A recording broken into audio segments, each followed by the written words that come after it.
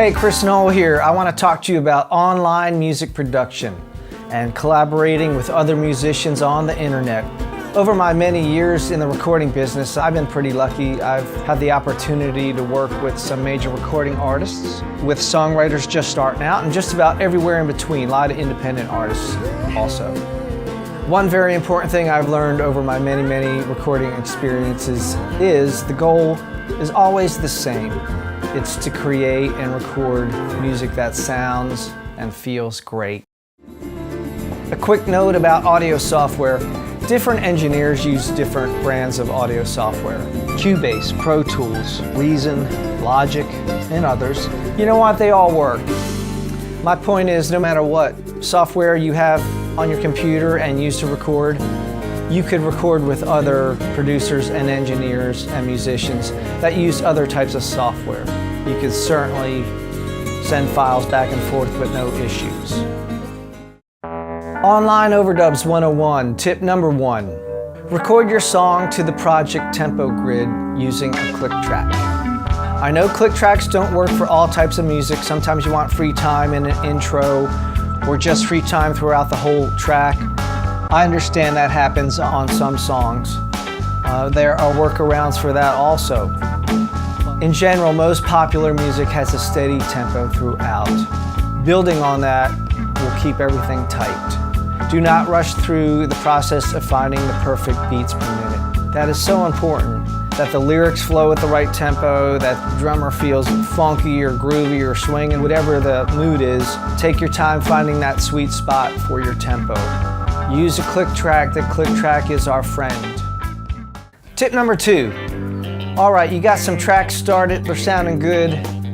You got a scratch vocal laid down, your rhythms are sounding right, the arrangement is good, but you need a piano on it, or a sax, or a bass, whatever.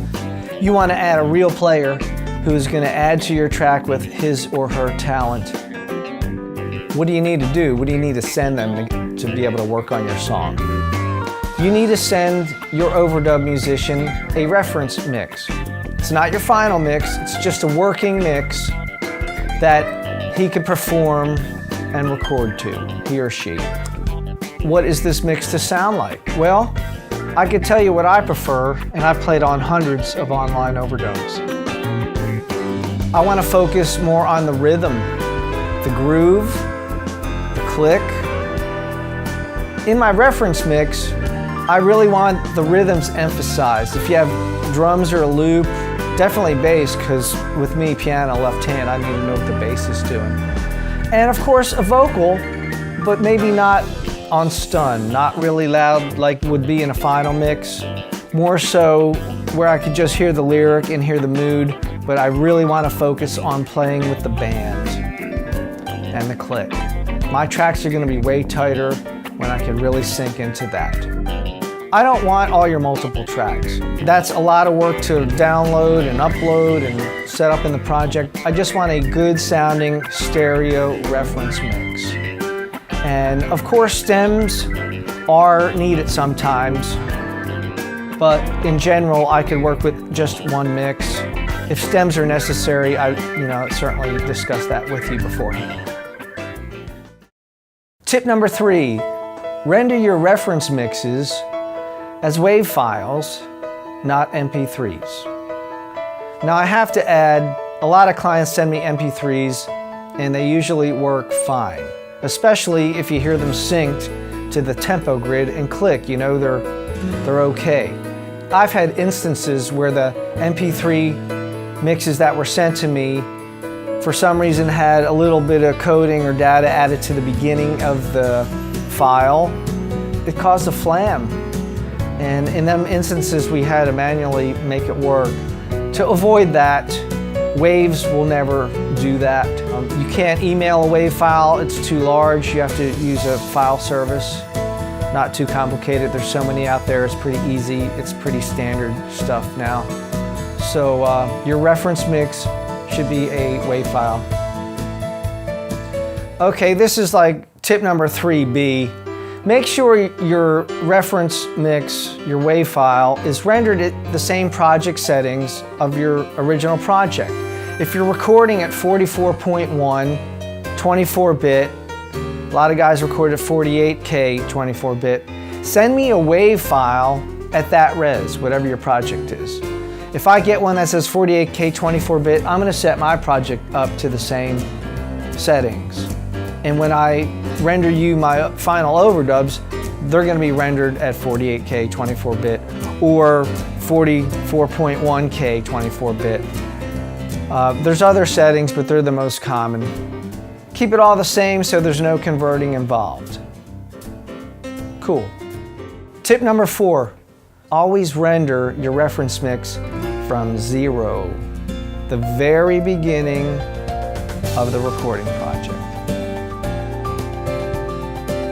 And that way when I overdub to that, I will render from 0. You fly the overdubs in where they hit at 0, alignment is perfect.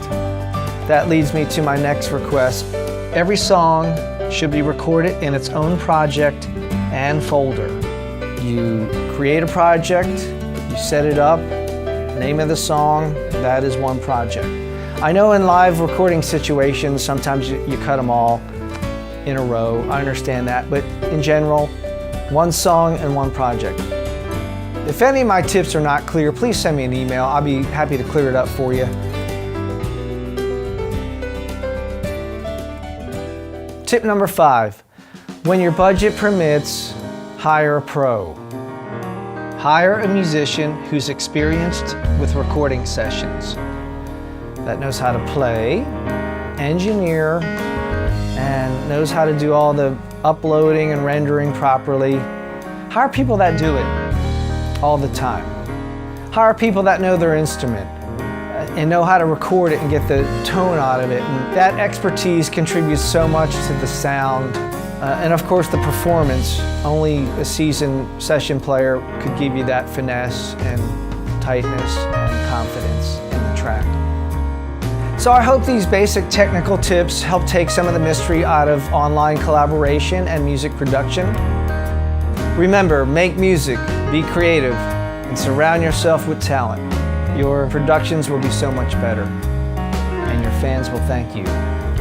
Till next time.